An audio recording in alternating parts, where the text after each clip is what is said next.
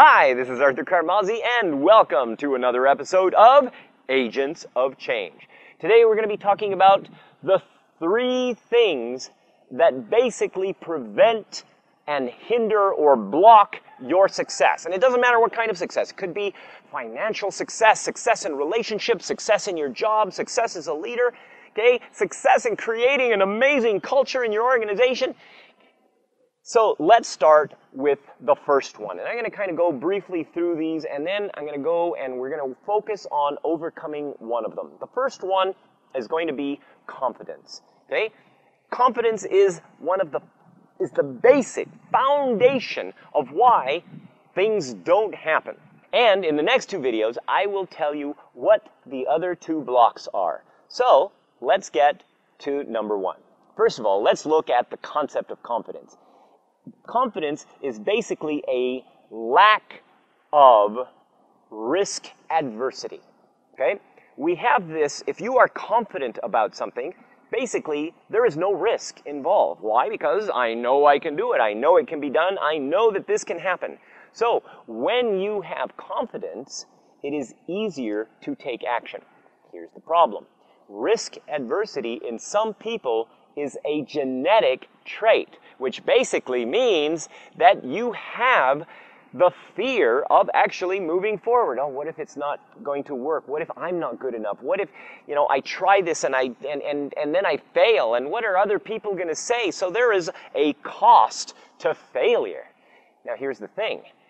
One of the laws of risk management is not always about taking action, but also about not taking action. There is risk in not taking action. What happens if you actually don't take action is also a risk that a lot of people don't think about. And if you've got this whole genetic thing and you've got this whole risk adversity and everything else, well, you're right. I mean, there definitely is risk. Okay? You will definitely and probably you will fail at some point. But here's the thing. Failure is not going to be the end of the road. Let me give you a story of something that happened to me when I was younger. See, when I was in high school, I had this crush on this girl in my science class, my 9th grade science class. And her name was Linda Kinkle. And she was beautiful and she was smart, and I'm thinking, like, wow. And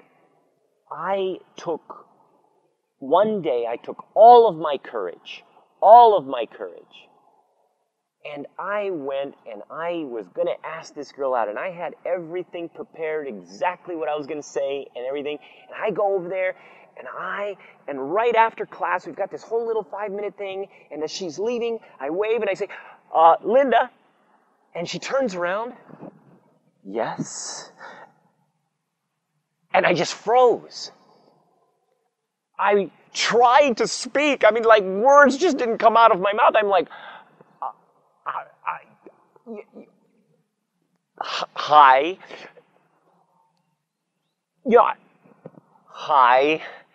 And everything that I had rehearsed, all of the things that I was planning to say had completely escaped my brain. And I was left with blank. And eventually, I just kind of said, you know what, I was thinking maybe, you want to go see a movie? And you know what she said? She didn't say anything. She just started laughing uncontrollably. And I'm generally optimistic, so I thought, okay, maybe after she laughs, maybe she'll say yes. But she kept on laughing.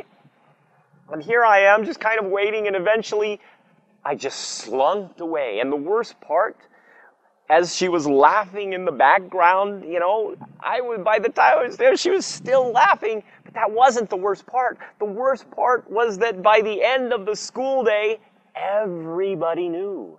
And I relived that over and over and over again for the rest of the school year. And I had decided right there and then, women were evil. But a couple of years later, I had this vision of this old man sitting in this old dark room, hunched over this old wooden table with a little light going. And as I looked closer, the old man was me. And I was old and alone. And I thought, like, wow, I don't want to be like that. I don't want to end up being old and alone. So I thought, okay, I need to ask girls out. But I knew that I would be rejected. So I needed to change the meaning of what rejection meant. So I thought, okay, if I get rejected, what does it mean? Well, it means it's not meant to be. And so I thought, okay, if it's not meant to be, well, but you know, that wasn't really a very strong motivator. So I thought, okay, well, if I get rejected, and it's not meant to be, that also means that I am saving time by not going out on a date with this girl. And then I thought, wow, if I get rejected, I'm not only saving time, I'm also saving money because I don't have to, you know, spend money on a date. So I thought, wow, rejection means I save time and money.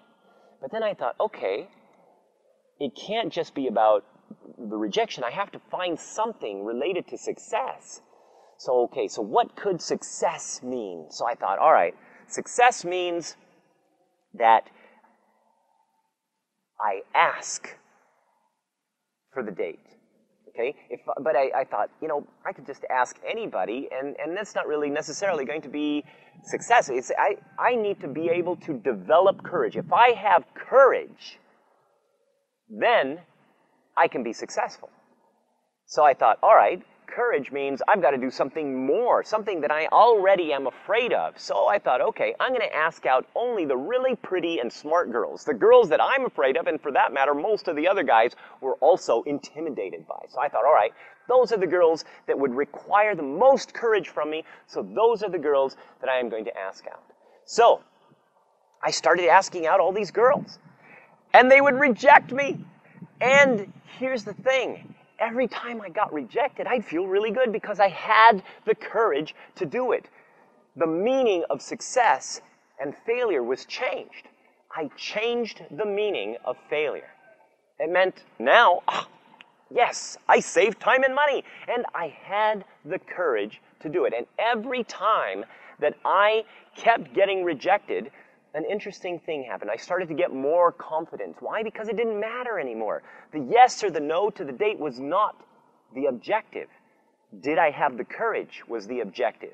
And if I got rejected, no problem. That meant I ended up having the opportunity to save time and money. Now, after about 5 months, an interesting thing happened. I went from a 0% success rate to about a 70% success rate. And then I had a whole new problem, which was learning how to deal with the actual date. But that's a different story. Here's the thing. See, risk adversity can be a problem. Not taking the action, not doing what is necessary to gain the confidence, I understand that. But here's the thing. You can change the meaning by gaining courage. You just need courage.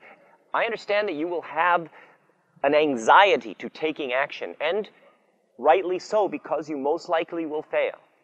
But once you get past that fail, once you change the meaning of what you are doing, you will be able to literally get more confidence, and then everything from there is easy.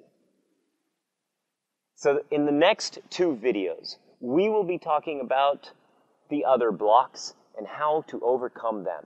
So until then, this is Arthur Carmazzi wishing you great success. Get makeup before. Yeah. Don't make me look like a girl. Oh, punk? Sure, why not? Yeah, don't give me a 1980s hairstyle.